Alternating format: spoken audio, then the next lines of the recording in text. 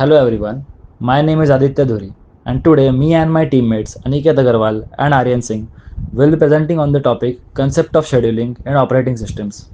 In this presentation, we'll be explaining what scheduling means, why it is important, how different types of schedulers work, and what algorithms are used by operating systems to manage process efficiently. In an operating system, scheduling refers to the method by which processes are assigned to run on the CPU. Because multiple processes are ready to execute, the operating system must decide which one runs first, which runs next, and for how long. The goal of scheduling is to ensure that the CPU is used efficiently, processes are completed as quickly as possible, and the overall system remains fair and responsive. Scheduling is essential because in a multitasking system, multiple programs are waiting to use the CPU at the same time. Without a proper scheduler, some processes might get stuck, waiting indefinitely, or the CPU might remain idle. The objectives of scheduling are to maximize CPU utilization, minimize waiting and response times, increase throughput, which means completing more processes per second, and to ensure fairness so that every process gets a reasonable share of the CPU time. The operating system uses three main schedulers. Long-term schedulers, also called as the job schedulers, decides which processes are allowed to enter the ready queue from the secondary storage. Short-term schedulers, also called as the CPU schedulers, decides which process in the ready queue gets to use the CPU next. Finally, the medium-term scheduler handles process suspension and swapping. It temporarily removes processes from the main memory to improve performance and then brings them back when resources are available. Inside the operating system, the processes are organized into different queues depending on their state. The ready queue holds all the processes that are ready to run but are waiting for the CPU time. The waiting queue holds processes which are waiting for input or output operation to finish. The device queue holds processes waiting to access a specific device like a printer or a disk. The scheduler constantly shifts processes among these queues based on their current needs. Scheduling can be divided into two main categories, preemptive and non preemptive. In preemptive scheduling, the CPU can be taken from a running process if a higher priority process arrives. This helps achieve better response time and fairness. In non preemptive scheduling, once a process starts, it runs until it finishes or voluntarily releases the control of the CPU. Older systems and batch processing use non preemptive scheduling, while modern multitasking systems use preemptive scheduling. There are several algorithms used for CPU scheduling. Each one uses a different approach to determine which process should get CPU time. Some focus on minimize waiting time, other on fairness, and some on balancing both. Let's take a look at the most popular ones, which are first come first serve, shortest job next, priority scheduling, round robin, and multi-level queue scheduling. The shortest job next algorithm chooses the process that needs the least CPU time. It's one of the most efficient algorithms because it minimizes the average waiting time. However, it requires knowing the burst time in advance, which isn't always possible.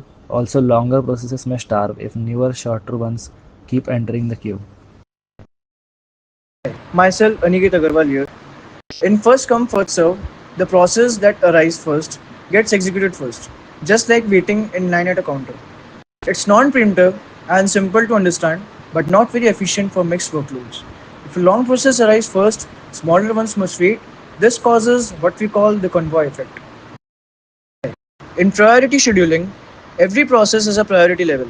The CPU is assigned to the process with the highest priority. But sometimes lower priority processes must wait indefinitely. This problem is known as starvation. It can be fixed using a technique called aging, which gradually increases a waiting process priority so it eventually executes. Round robin scheduling is one of the most popular algorithms in modern operating systems. Each process gets a fixed time quantum, say 10 milliseconds. When its time is up, it's sent to the back of the ready queue and the next process runs. This gives users the feeling that all the processes are running. Simultaneously, the efficiency of this method depends on choosing the right quantum size. Too small causes excessive switching, too large reduces responsiveness. Multi-level queue scheduling divides processes into groups like system processes, interactive processes, and batch jobs. Each job is placed in a different queue and each queue can use its own scheduling method. For example, the foreground queue for user applications might use round robin, while the background queue uses FCFS. This allows the system to handle both quick user tasks and long running background processes efficiently. Hello, I'm Aryan Singh and I'll be continuing the further presentation. The comparison of the key scheduling algorithms. So basically, first comes FCFS, which is easy to implement but it is slow for mixed workloads. Then comes the SJF, which gives the best average wait time, but it may cause starvation. Priority is flexible, but it is unfair without aging. Round robin ensures fairness, quick response, but can increase content switch overhead. Multiple level queue scheduling is highly efficient but complex to configure. In real world operating systems, no single algorithm is perfect. So, hybrid approaches are used where Windows uses a primitive priority based scheduler, whereas Linux uses a completely fair scheduler which distributes CPU time fairly amongst all the processes. macOS uses a multi level feedback queue that adjusts the process priorities dynamically. Whereas these techniques ensure smooth multiple tasking and balanced system load. Scheduling is the heart of process management in an operating system. It determines how processes share the CPU, ensuring efficiency and fairness. We explored various algorithms and how real systems like Windows and Linux use them in combination for optimal performance. In conclusion, scheduling is one of the most crucial responsibilities of an operating system. A well designed scheduler ensures that no process waits too long, the CPU never sits idle, and users enjoy smooth performance.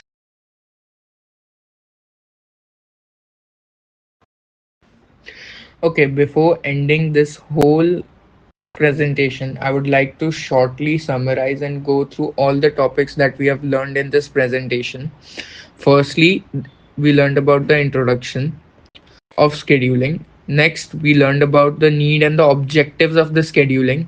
Then, we learned about the types of schedulers. There are three types of schedulers: one is long term, second is short term, third is mid term. Then, we came to know about the scheduling queues. There are three types of scheduling queues: one is ready queue, second is waiting queue, third is device queue.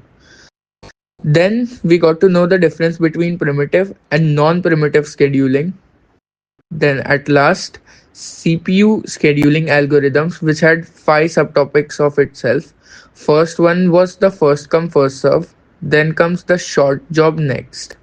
Then priority scheduling.